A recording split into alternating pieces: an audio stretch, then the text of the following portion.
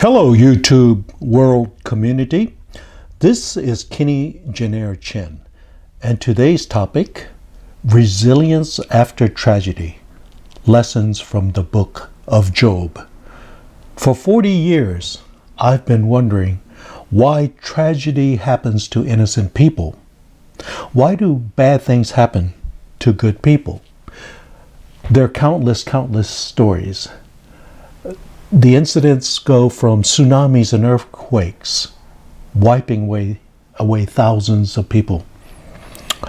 Mass murderers go into schools and slaughter innocent children. Wars uproot families. Families are torn apart.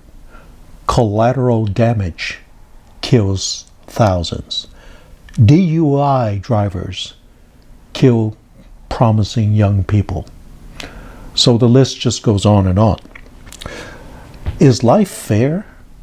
What is going on? What is the meaning of all this? When I was younger, I grew up with many Christians. And so at the time I thought, I'll just ask some of my Christian friends on what their perspective might be on the role of God.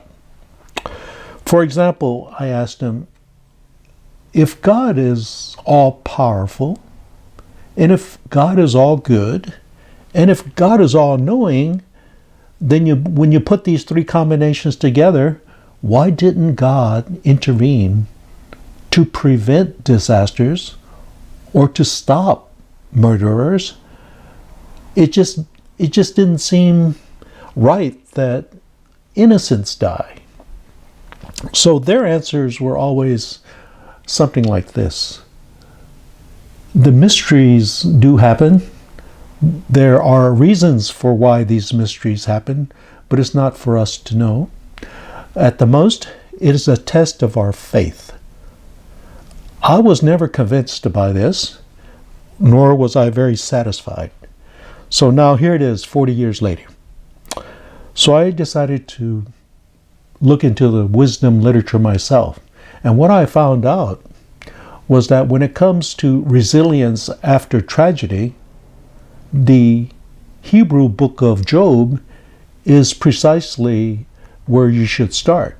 It seeks to answer this very question. And thanks to Rabbi Harold Kushner, he does clarify that in this book there are two Jobs. One is the fable Job, and the other is the Hebrew Job, which I will explain. So first of all, the fable Job we're pretty familiar with. You find Satan up in heaven with the divine brothers, and God says to Satan, hey, how's my buddies down on earth, especially my loyal servant Job? Satan jumps to the point. Well, he's really doing really great. He's got 7 sons and 3 daughters, and he's blessed with a lot of wealth, and that's the reason why he believes in you. So God is a little taken aback. No, that's not the reason. So Satan says, you know what? I think I can prove you wrong.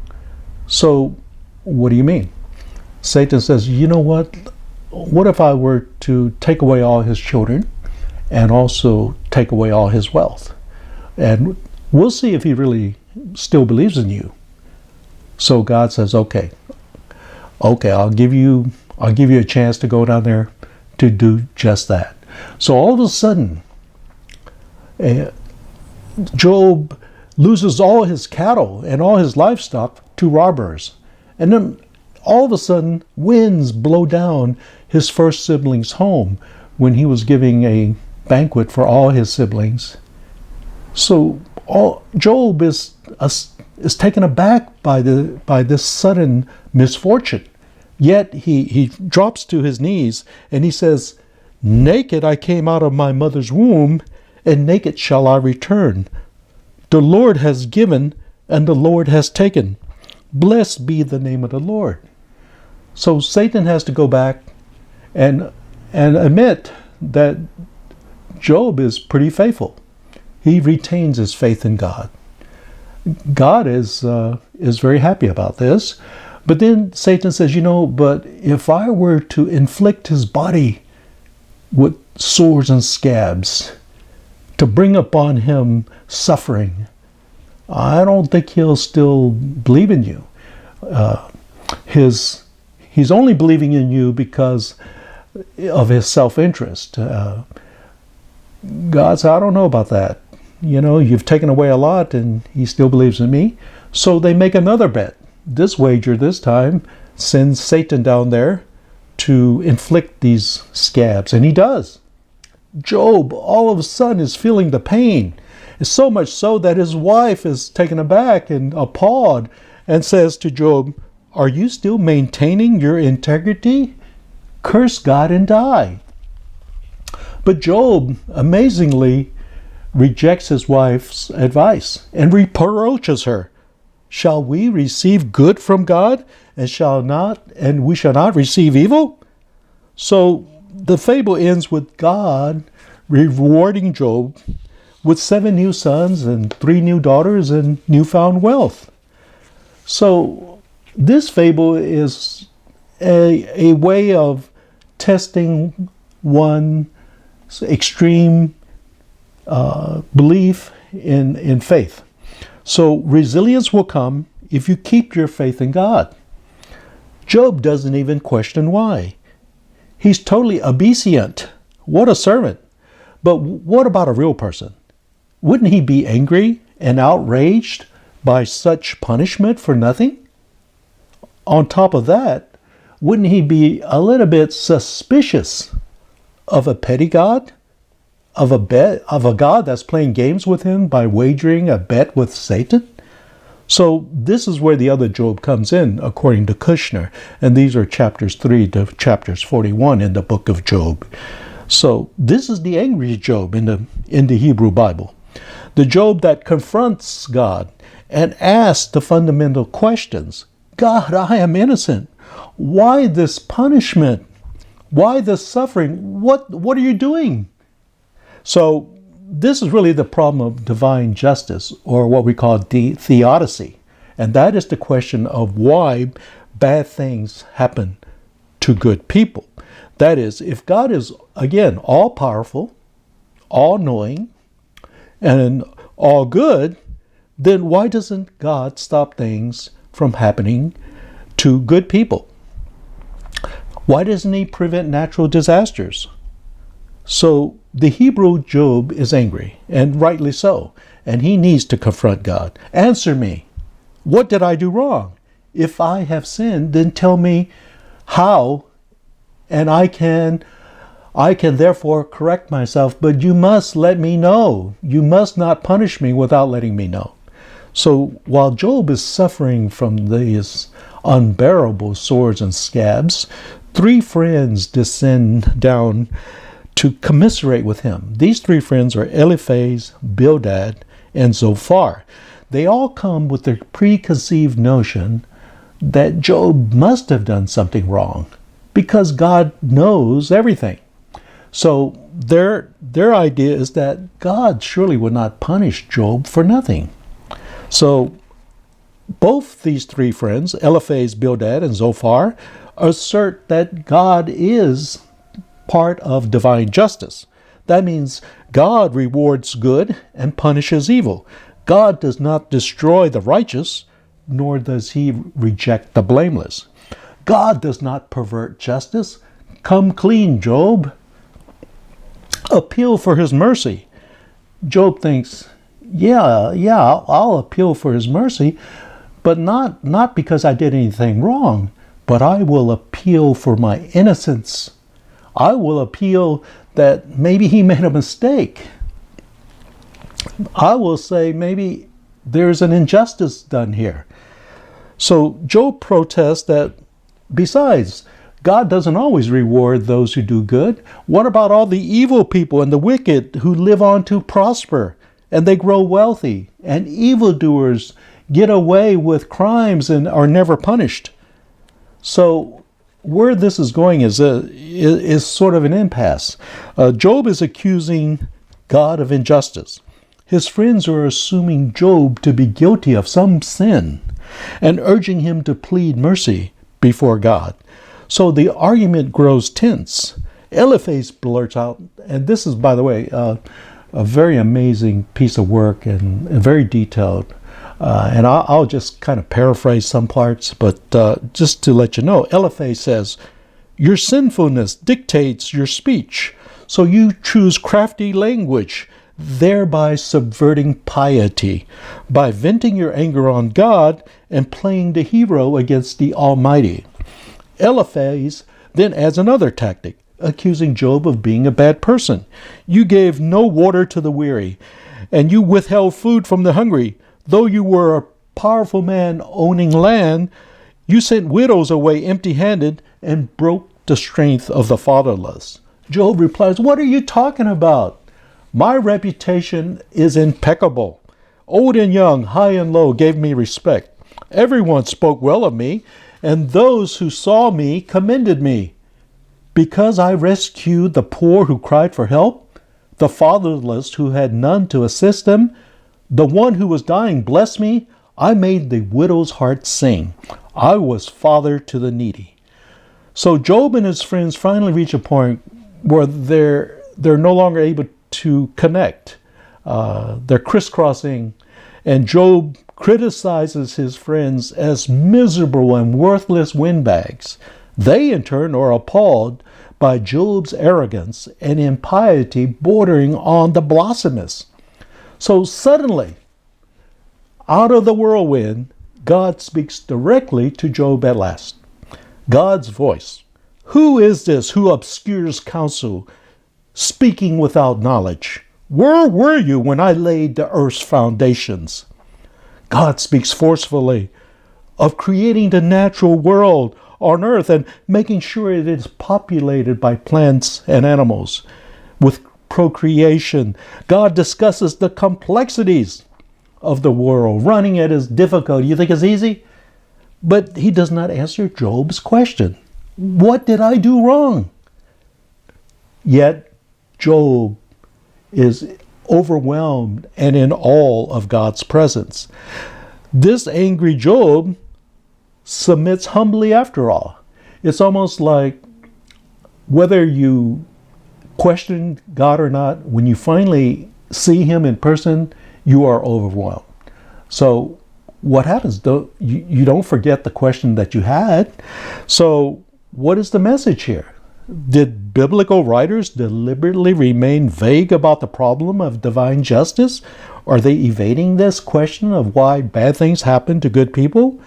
Where is the remunerative justice that rewards the good and the vindictive justice that punishes the wicked?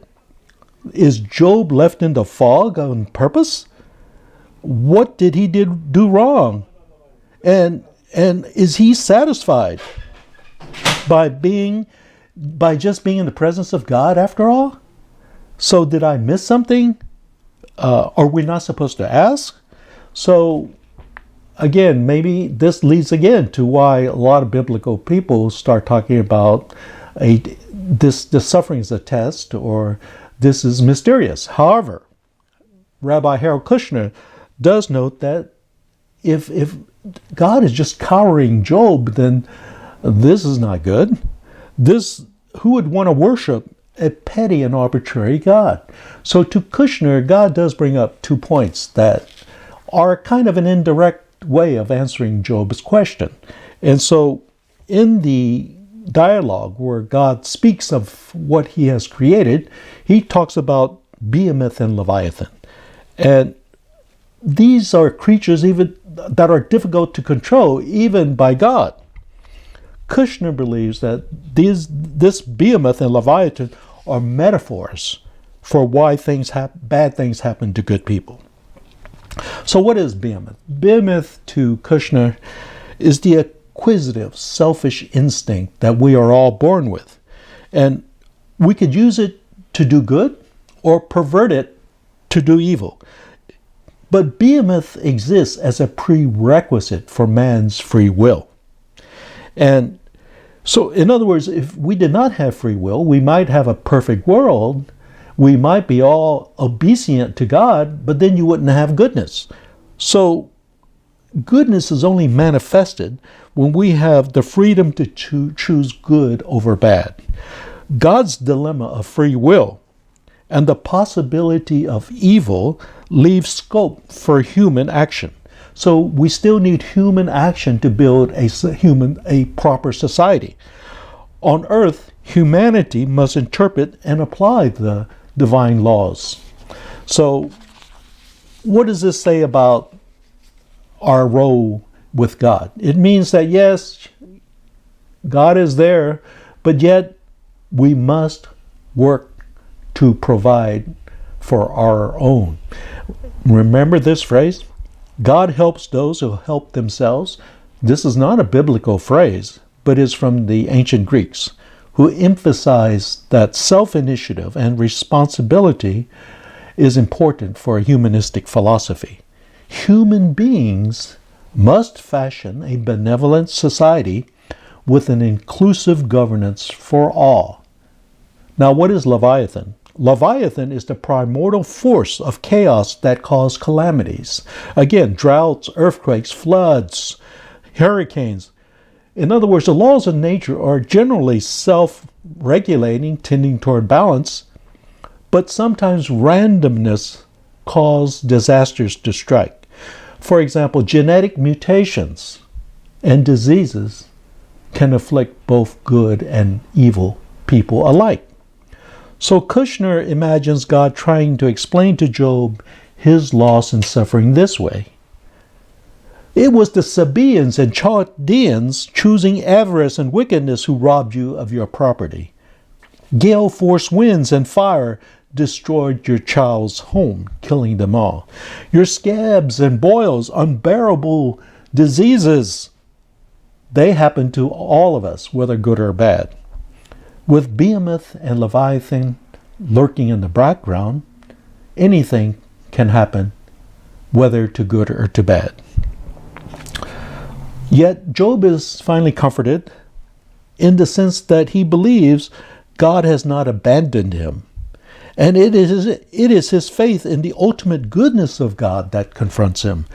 Job's resilience finds expression in a new family, engagement in community, and material well-being. So think about this. It is not because God is all-powerful that is key, but that God is all good that is more important. So we humans ascribe to God this ultimate power, but forget that this power is constrained by our own free will. To this dilemma, it is more important that God be all good. All good for what?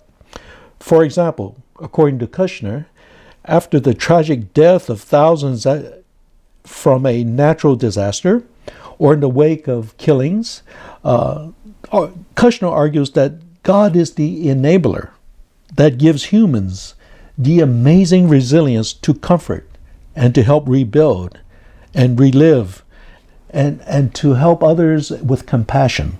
So this is key. It is our ability to elevate the relief of suffering over the need to explain that speeds up the recovery process.